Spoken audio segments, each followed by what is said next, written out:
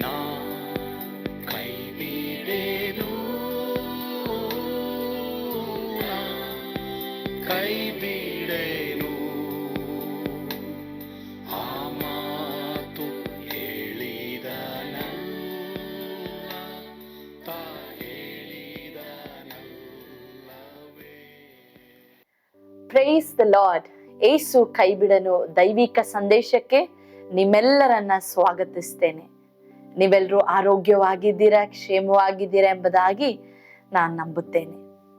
ಈ ದಿನ ಧ್ಯಾನಕ್ಕಾಗಿ ಆರಿಸಿಕೊಂಡಿರುವಂತ ವೇದ ಭಾಗ 2 ಕೊರಿಂಥ 4ನೇ ಅಧ್ಯಾಯ 16ರಿಂದ 18ನೇ ವಚನ. ಆದದರಿಂದ ನಾವು ಧೈರ್ಯಗೆಡುವುದಿಲ್ಲ. ನಮ್ಮ ದೇಹವು ನಾಶವಾಗುತ್ತಾ ಇದ್ದರೂ ನಮ್ಮ ಆಂತರ್ಯವು ದಿನೇ ದಿನೇ ಹೊಸದಾಗುತ್ತಾ ಬರುತ್ತದೆ. ಹೇಗೆಂದರೆ ಕ್ಷಣ ಮಾತ್ರವಿರುವ ನಮ್ಮ ಹಗುರವಾದ ಸಂಕಟವು ಅತ್ಯಂತಾಧಿಕವಾದ ಪ್ರತಿಫಲವನ್ನು ಉಂಟು ಮಾಡಿ ನಮಗೆ ನಿರಂತರವಾಗಿರುವ ಗೌರವವಾದ ಪ್ರಭಾವವನ್ನು ದೊರಕಿಸುತ್ತದೆ. ನಾವು ಕಾಣುವಂಥದ್ದನ್ನು ಲಕ್ಷಿಸದೆ ಕಾಣದಿರುವಂಥದ್ದನ್ನು ಲಕ್ಷಿಸುವವರಾಗಿದ್ದೇವೆ. ಕಾಣುವಂಥದ್ದು ಸ್ವಲ್ಪ ಕಾಲ ಮಾತ್ರ ಇರುವುದು, ಕಾಣದಿರುವಂಥದ್ದು ಸದಾ ಕಾಲವೂ ಇರುವುದು. ನಾನು ನಿಮ್ಮೊಟ್ಟಿಗೆ ಮಾತನಾಡುವಂತ ವಿಷಯ ಧೈರ್ಯಗೆಡುವುದಿಲ್ಲ. Do not lose heart. ಈ ಒಂದು ಸತ್ಯವೇದ ಭಾಗವನ್ನ ನಾವು ನೋಡುವಾಗ, ಇದರ ಹಿನ್ನೆಲೆಯನ್ನ ನಾವು ನೋಡುವಾಗ, ಪೌಲ ಮತ್ತು ತನ್ನ ಸಹ ಸೇವಕರು ಸುವಾರ್ತೆಯ ನಿಮಿತ್ತ, ಯೇಸು ಸ್ವಾಮಿಯ ವಾಕ್ಯಗಳ ನಿಮಿತ್ತ, ಸೇವೆಯ ನಿಮಿತ್ತ ಎಷ್ಟು ಹಿಂಸೆಗಳನ್ನ, ಎಷ್ಟು ಸಂಕಟಗಳನ್ನ, ಕಷ್ಟಗಳನ್ನ ಅವರು ಅನುಭವಿಸಬೇಕಾದಂತ ಪರಿಸ್ಥಿತಿಗಳು ಉಂಟಾದಾಗ್ಯೂ ಪೌಲನು ಎಲ್ಲಾ ಸೇವಕರನ್ನ, ತನ್ನ ಜೊತೆಗಿದ್ದಂತ ಸೇವಕರನ್ನ ಉತ್ತೇಜನ ಮಾಡ್ತಾ ಇದ್ದಾನೆ ಮತ್ತು ತನ್ನನ್ನು ಸಹ ತಾನು ಧೈರ್ಯ ಪಡಿಸಿಕೊಳ್ಳುವಂತ ಒಂದು ವಾಕ್ಯವನ್ನ ಇಲ್ಲಿ ಹೇಳುವಂಥದ್ದನ್ನ ನಾವು ಕಾಣ್ತೇವೆ. ಪೌಲನ್ ಈ ರೀತಿಯಾಗಿ ಹೇಳ್ತಾನೆ, ಆದದರಿಂದ ನಾವು ಧೈರ್ಯಗೆಡುವುದಿಲ್ಲ. ಎಷ್ಟೋ ಕಷ್ಟಗಳು ಸೇವೆಯಲ್ಲಿ, ಎಷ್ಟೋ ಹಿಂಸೆಗಳು, ಎಷ್ಟೋ ಮಾತುಗಳನ್ನ, ಹಿಂಸೆಗಳನ್ನ ಪೌಲನು ತನ್ನ ಜೊತೆಯಲ್ಲಿದ್ದಂತ ಎಲ್ಲ ಅಪೊಸ್ತಲರು, ಸೇವಕರು ಹಾದು ಹೋಗ್ಬೇಕಾದಂತ ಪರಿಸ್ಥಿತಿ ಬಂದ್ರು, ಕಠಿಣವಾದ ಕಾಲಗಳು ಅವ್ರು ಹಾದು ಹೋಗ್ಬೇಕಾದಂತ ಸನ್ನಿವೇಶಗಳು ಬಂದ್ರೂ ಸಹ ಪೌಲನು ನಾವು ಧೈರ್ಯಗೆಡೋದಿಲ್ಲ ಎಂಬಂತ ನಂಬಿಕೆಯ ಮಾತನ್ನ ನೋಡುವಾಗ ತುಂಬಾ ಆಶ್ಚರ್ಯಕರವಾಗಿದೆ.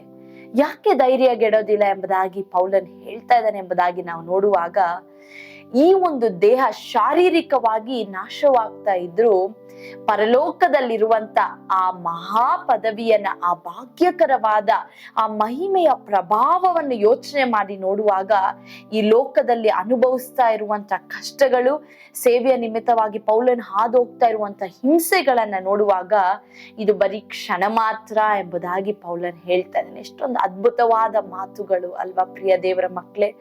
ಈ ಲೋಕದಲ್ಲಿ ಹಾದು ಹೋಗುವಂತ ಎಲ್ಲಾ ಸಮಸ್ಯೆಗಳು, ಎಲ್ಲಾ ಸಂಕಟಗಳು, ಆ ಕಣ್ಣೀರು ಕ್ಷಣ ಮಾತ್ರ.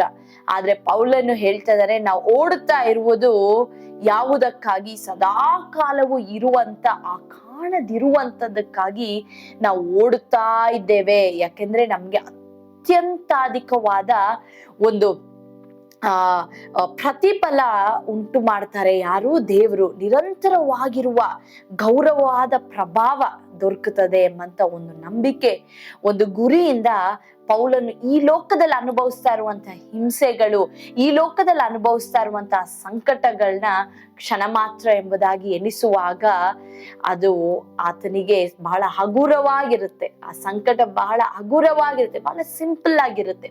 ಪ್ರಿಯ ದೇವರ ಮಕ್ಕಳೇ, ಇವತ್ ನನ್ನ ಶಬ್ದವನ್ನ ಕೇಳಿಸ್ಕೊಳ್ತಾ ಇರುವಂತ ನೀವು ಯಾವುದೇ ಕಷ್ಟಗಳು, ವೇದನೆಗಳು, ಕಣ್ಣೀರು, ಹಿಂಸೆಗಳ ಮಧ್ಯದಲ್ಲಿ ನಿಮ್ಮ ಸೇವೆಯಲ್ಲಿಯೋ, ನಿಮ್ಮ ಸಭೆಯಲ್ಲಿಯೋ, ನಿಮ್ಮ ಕುಟುಂಬದಲ್ಲಿಯೋ ಅಥವಾ ನಿಮ್ಮ ವೈಯಕ್ತಿಕ ಜೀವಿತದಲ್ಲಿಯೋ ಯಾವ ಸಂಕಷ್ಟವನ್ನ ನೀವು ಹಾದೋಗ್ತಾ ಇದ್ದೀರಾ, ಈ ಮಾತುಗಳನ್ನ ಕೇಳಿಸ್ಕೊಳ್ತಾ ಇರುವಂತ ನೀವು ಈ ವಾಕ್ಯವನ್ನ ಹಿಡಿದುಕೊಳ್ಳ್ರಿ. ಇದನ್ನ ಹಿಡಿದುಕೊಳ್ಳುವಾಗ ನಿಮ್ಗೆ ಧೈರ್ಯ ಉಂಟಾಗ್ತದೆ. ಈ ಲೋಕದ ಸಂಕಟಗಳು, ಕಣ್ಣೀರು, ವೇದನೆ, ಹೋರಾಟಗಳು ಬಹಳ ಹಗುರವಾಗಿ, ಸಿಂಪಲ್ ಆಗಿ ಎನ್ನಿಸ್ಬೋದು. ಹೇಳ್ಬೋದು, ಯಾವಾಗ ಪರಲೋಕವನ್ನ ನಾವು ಆಲೋಚನೆ ಮಾಡುವಾಗ, ನಮ್ಮ ಪರಮ ಲೋಕವನ್ನ, ಪರಮ ತಂದೆ, ನಾವು ಪರಮ ತಂದೆಯೊಂದಿಗೆ ನಿತ್ಯಕ್ಕೂ ನಾವು ಇರ್ತೀವಿ ಎಂಬುದಾಗಿ ನಾವು ಆಲೋಚನೆ ಮಾಡುವಾಗ, ಈ ಲೋಕದ ಸಂಕಟಗಳು, ಈ ಲೋಕದಲ್ಲಿ ನಾವು ಹಾದೋಗ್ತಾ ಇರುವಂತ ಹಿಂಸೆಗಳು, ಈ ಲೋಕದ ಮಾತುಗಳು, ಈ ಲೋಕದ ಕಣ್ಣೀರು, ಈ ಲೋಕದಲ್ಲಿರುವಂತ ಕುಟುಂಬದ ವೇದನೆಗಳನ್ನ ನಾವು ಕ್ಷಣ ಮಾತ್ರ ಎಂಬುದಾಗಿ ನಾವು ಎನಿಸುವುದಕ್ಕೆ ಸಾಧ್ಯವಾಗುತ್ತದೆ ಪ್ರಿಯ ದೇವರ ಮಕ್ಕಳೇ. ಆದ್ರಿಂದ ನೀವು ಹೇಳ್ಬೋದು, ನಾನು ಧೈರ್ಯಗೆಡೋದಿಲ್ಲ, ಯಾಕೆಂದ್ರೆ ನಾನು ಪರಲೋಕಕ್ಕೆ ನಾನು ಹೋಗ್ತೇನೆ, ನಾನು ನಿತ್ಯ ತಂದೆ ಜೊತೆ ನಾನು ಸಂತೋಷವಾಗಿರ್ತೇನೆ ಎಂಬಂತ ಒಂದು ಭರವಸೆ ನಮ್ಮಲ್ಲಿರುವಾಗ ನಾವು ಈ ಲೋಕದ ಸಂಕಟಗಳಿಗೆ, ಕಷ್ಟಗಳಿಗೆ ನಾವು ಧೈರ್ಯಗೆಡೋದಿಲ್ಲ. ಆ ಒಂದು ಪರಲೋಕದ ಕುರಿತು, ಪರಮ ಕಾನಾನಿನ ಕುರಿತು ನಾವು ಯಾವಾಗ್ಲೂ ಆಲೋಚನೆ ಮಾಡುವವರಾಗಿರ್ಬೇಕು. ನಮ್ಮ ಯೇಸುವಿನ ಜೊತೆ, ನಮ್ಮ ಪ್ರಿಯ ಕರ್ತನ ಜೊತೆ ನಾವು ಇರ್ತೀವಿ ಎಂಬುದಾಗಿ ನಾವು ಆಲೋಚನೆ ಮಾಡುವಾಗ ಈ ಲೋಕದ ಸಂಕಟಗಳು ನಮ್ಗೆ ಬಹಳ ಹಗುರವಾಗಿ ಎನಿಸುವಂತದ್ದಾಗಿದೆ. ಅದರಿಂದ ಇವತ್ತು ನಾನು ನಿಮ್ನ ಉತ್ತೇಜನ ಮಾಡ್ತೇನೆ ಪ್ರಿಯ ದೇವರ ಮಕ್ಕಳೇ. ಈ ಲೋಕದ ಸಂಕಷ್ಟವನ್ನ ನೀವು ನೋಡುವಾಗ ಒಂದು ಕ್ಷಣ ನೀವು ಪರಲೋಕದ ಕುರಿತು ನೀವು ಆಲೋಚನೆ ಮಾಡುವಾಗ ನಿಮಗೋಸ್ಕರ ಒಂದು ಕಿರೀಟ, ಒಂದು ಶ್ರೇಷ್ಠವಾದ ನಿಮ್ಮ ಆ ಬಿಡಾರಗಳನ್ನ ಕರ್ತನ್ ಕಟ್ತಾ ಇದ್ದಾರೆ ನಿಮಗೋಸ್ಕರ. ಅದನ್ನ ನೀವು ನೆನೆಸುವಾಗ ಈ ಲೋಕದ ಸಂಕಷ್ಟಗಳು ನಿಮ್ಗೆ ಬರೀ ಕ್ಷಣ ಮಾತ್ರ ಎಂಬುದಾಗಿ ಎನಿಸುವಂತದ್ದಾಗಿದೆ. ಅದರಿಂದ ಧೈರ್ಯವನ್ನ ಕಳ್ಕೊಳ್ಬೇಡ್ರಿ. ನೀವು ಧೈರ್ಯಗೆಡೋದಿಲ್ಲ. ಯಾವಾಗ ಪರಲೋಕದ ಕುರಿತು ನೀವು ಆಲೋಚನೆ ಮಾಡುವಾಗ ಖಂಡಿತವಾಗಿ ಕರ್ತನು ನಿಮ್ಮ ಸಂಕಷ್ಟಗಳ ಮಧ್ಯದಲ್ಲಿಯೂ, ನಿಮ್ಮ ವೇದನೆಗಳ ಮಧ್ಯದಲ್ಲಿಯೂ ನೀವು ಪರಲೋಕದ ಕುರಿತು ಆಲೋಚನೆ ಮಾಡುವಾಗ, ಯೇಸುವಿನ ಬಗ್ಗೆ ನೀವು ಆಲೋಚನೆ ಮಾಡುವಾಗ ನೀವು ಖಂಡಿತವಾಗಿ ಪೌಲನ ಹಾಗೆ ಧೈರ್ಯಗೆಡೋದಿಲ್ಲ. ಈ ಲೋಕದ ಓಟವನ್ನ ಧೈರ್ಯಗೆಡದೆ ನೀವು ಕೊನೆಗಾಣಿಸ್ತೀರಾ. ಪ್ರಾರ್ಥನೆ ಮಾಡೋಣವಾ? ಪ್ರೀತಿಯುಳ್ಳ ಯೇಸುವೆ, ಈ ದಿನ ನೀವು ನಮ್ಮೊಟ್ಟಿಗೆ ಮಾತನಾಡಿದಕ್ಕಾಗಿ ಸ್ತೋತ್ರಪ್ಪ. ಧೈರ್ಯಗೆಡುವುದಿಲ್ಲ, ಡು ನಾಟ್ ಲೂಸ್ ಹಾರ್ಟ್, ಧೈರ್ಯಗೆಡಬೇಡ ಎಂಬುದಾಗಿ ನಮ್ಮನ್ನ ಕರ್ತನೇ ನೀವು ಬಲಪಡಿಸಿದ್ದೀರಾ. ಪೌಲನು ಕರ್ತನೆ ಧೈರ್ಯಗೆಟ್ಟಿಲ್ಲ, ನಿಮ್ಮ ಸೇವೆಯನ್ನ ಕರ್ತನೆ ವೈರಾಗ್ಯದಿಂದ ಕೊನೆಯವರೆಗೂ ಸ್ವಾಮಿ ತನ್ನ ಓಟವನ್ನ ಕರ್ತನೆ ಧೈರ್ಯದಿಂದ ಕಡೆಗಾಣಿಸಿದ ಪ್ರಕಾರ ಈ ಲೋಕದಲ್ಲಿ ನೀವು ನಮ್ಮನ್ನ ಇಟ್ಟಿದ್ದೀರಾ ಅಪ್ಪ. ಒಂದು ಉದ್ದೇಶದಿಂದ ಇಟ್ಟಿದ್ದೀರಾ. ಈ ಓಟದಲ್ಲಿ ನಾವು ಯಾರು ಕರ್ತನೆ ನೀ ಕೇಳಿಸ್ಕೊಳ್ತಾ ಇರುವಂತ ಯಾವ ಮಕ್ಕಳು ಧೈರ್ಯಗೆಡದಂತೆ ಅವ್ರನ್ನ ಬಲಪಡಿಸು ಕರ್ತನೆ. ನನ್ನನ್ನು ಬಲಪಡಿಸು, ವಾತನಲ್ಲಿ ಇದ್ದುಕೊಂಡು ನಾನು ಎಲ್ಲಕ್ಕೂ ಶಕ್ತನಾಗಿದ್ದೇನೆ ಎಂಬುದಾಗಿ ನಿನ್ನ ವಾಕ್ಯದಲ್ಲಿ ಬರೆದದೇ ಅಲ್ಲಪ್ಪ. ಈ ನಿನ್ನ ಮಕ್ಕಳನ್ನ ಬಲಪಡಿಸು ಸ್ವಾಮಿ, ಬಲಪಡಿಸಿ ಅವ್ರು ಧೈರ್ಯಗೊಳಿಸಿ ಸ್ವಾಮಿ ಕರ್ತನೆ. ಈ ಲೋಕದ ಸಂಕಷ್ಟಗಳನ್ನ ಕ್ಷಣ ಮಾತ್ರ ಹಗುರವಾಗಿ ಸ್ವಾಮಿ ಎನಿಸುವಂತೆ ಅವ್ರಿಗೆ ಬೇಕಾದಂತ ಕೃಪೆ, ಬಲ, ಧೈರ್ಯವನ್ನ ಈ ದಿನದಿಂದ ಪರಲೋಕದ ಕುರಿತು ಅವ್ರ ಆಲೋಚನೆ ಮಾಡುವಾಗ ದೇವರೇ ಅವರಲ್ಲೊಂದು ಧೈರ್ಯದ ಆತ್ಮನನ್ನ ನೀವು ಕೊಟ್ಟು ಸ್ವಾಮಿ ಬಲಪಡಿಸಿ ನಡೆಸಬೇಕೆಂಬುದಾಗಿ ನಾನು ಪ್ರಾರ್ಥಿಸ್ತೇನೆ. ನೀವು ಹಾಗೇ ನಡೆಸೋದಕ್ಕಾಗಿ ಸ್ತೋತ್ರ.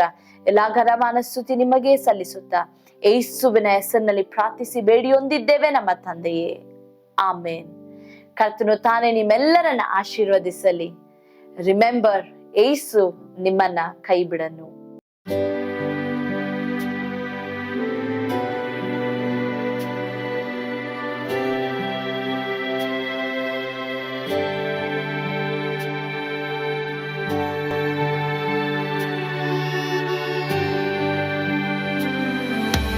ನಾನು ಪಾತ್ರದಲ್ಲಿ ಇರುವಾಗಲೂ ನೀನು ಭಯಪಟ್ಟು ಓಡಬಾರದು. ನನ್ನ ಮಾತನಂಬಿ ಸ್ಥಿರವಾಗಿರು. ನಿನ್ನ ಬಿಡಲಾರೆ, ಬಿಡೆನು ಎಂದೆಂದಿಗೂ.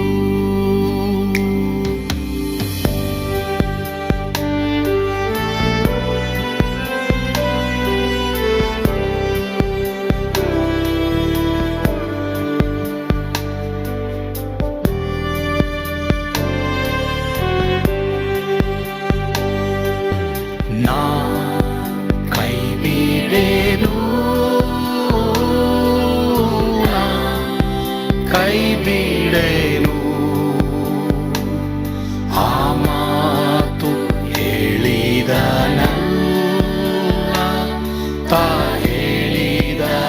ಹೇಳಿದನಲ್ಲವೇ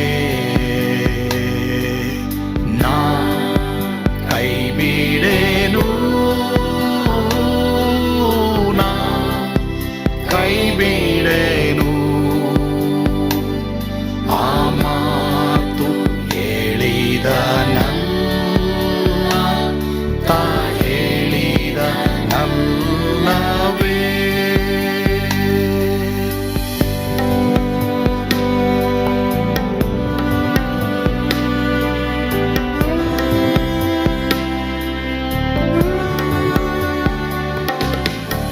ಸುತ್ತಲೂ ಹೂಗಳು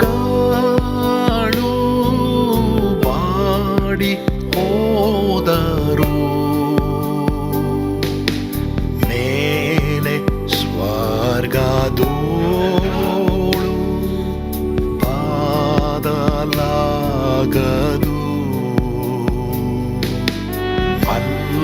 ಅಲ್ಲಿಂದೇಸು ಸ್ವಾಮಿ ಬಾರುವಾತನು ನನ್ನ ಬಿಡಲಾರ ನನ್ನನ್ನು ಕೈ ಬಿಡಲು ನಾ ಕೈ ಬಿಡೆನು ನಾ ಕೈ ಬಿಡೆನು ಆ ಮಾತು ಹೇಳಿದ ನನ್ನ ತಾ ಹೇಳಿದ ನಲ್ಲವೇ ನಾ ಕೈ ಬಿಡೆನು ನಾ ಕೈ ಬಿಡೆನು ಆ ಮಾತು ಹೇಳಿದ ನನ್ನ ತಾ ಹೇಳಿದ ನಲ್ಲವೇ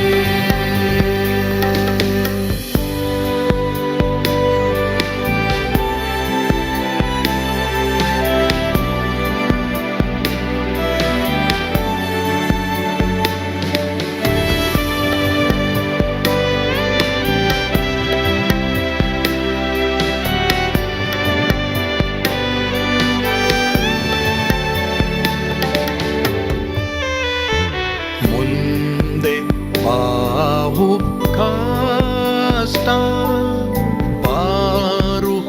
ಬಾರುತ್ತಿದ್ದರು ಬಾಯ ಪಾಡಲಾರೆ ಸ್ವಾಮಿ ಇದ್ದಾನೆ ಬಾಲವಾಗಿ ನಿಂತು ಹರ್ಷಗೊಳ್ಳುವೆ ಸ್ವಾಮಿ ಬಿಡಲಾರ ಸ್ವಾಮಿ ನನ್ನ ಕೈ ಬಿಡಲು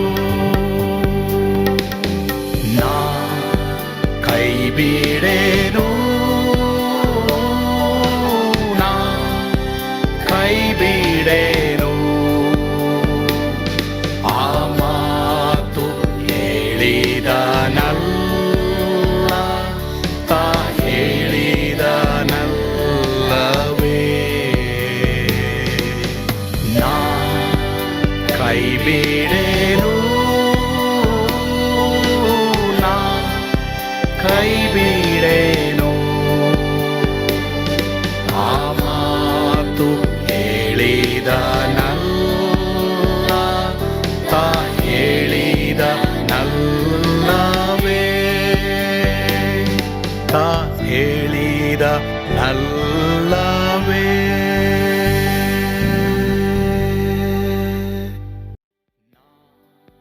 ಕೈ ಬಿಡೆನು